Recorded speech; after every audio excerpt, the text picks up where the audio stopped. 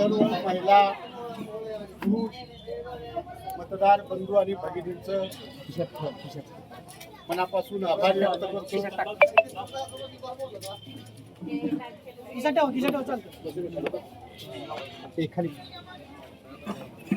त्याचबरोबर रमेशजी बारसकर यांच्या नेतृत्वावर विश्वास व्यक्त करून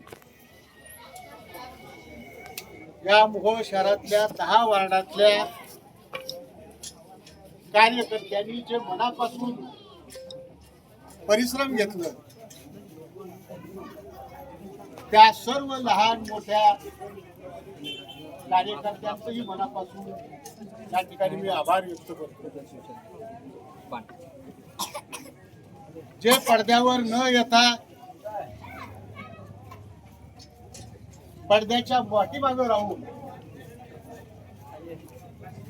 त्यांनी रमेशजी बारसकर यांचं नेतृत्व स्वीकार्य केलं, त्या ज्ञात आणि अज्ञात मोहोळ शहरातल्या तमाम जनतेचं मी मनापासून या ठिकाणी आभार व्यक्त करतो.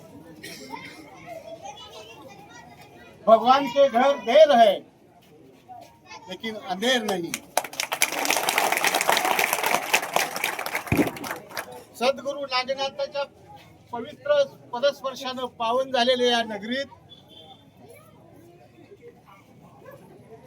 आई तुळजाभवानीचा भक्त असलेले रमेश बारसकर, सर्व जाती धर्मांना बरोबर घेऊन जाणारे रमेशजी बारसकर यांनी जो आजपर्यंत या मोहोळ शहरामध्ये सामाजिक आणि राजकीय कार्य आपल्या हाती घेतलं, त्यातून आबाल वृद्ध माता भगिनींची सेवा केली. आई जगदंबेनं रमेशजी बारसकरांना या विजयाच्या रूपानं,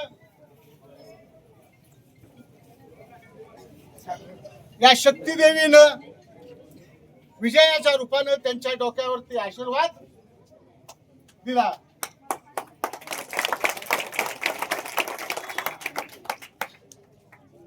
माणसाचा अहंकार आणि गर्व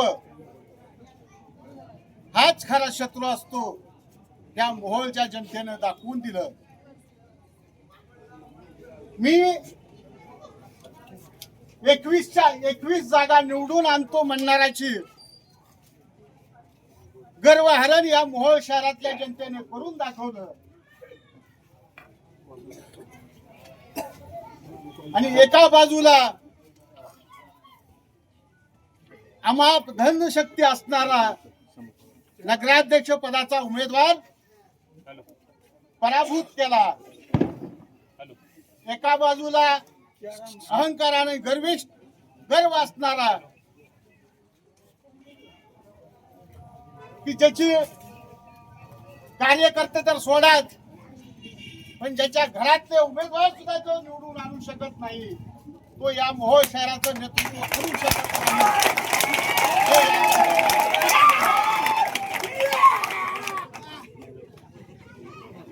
आणि म्हणून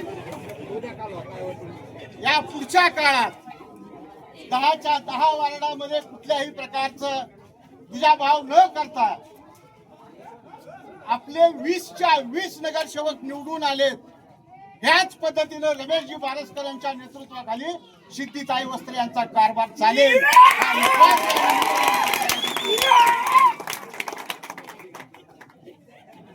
आता या पुढच्या काळात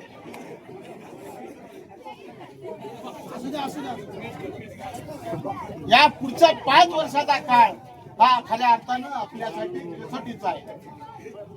कारण जे काम आपण या 5 वर्षाच्या काळामध्ये करू, त्या 5 वर्षाच्या कामाच्या जोरावरती उद्याचा नगराध्यक्ष हा ओपन असणार आहे. आणि उद्याचा नगराध्यक्ष हा ओपन असणार आहे आणि तो म्हणजे फक्त आणि फक्त रमेशजी बारसकर असणार आहे. या दृष्टीने काम करावं लागणार आहे. एवढंच मी आपल्या कार्यकर्त्यांना सांगतो.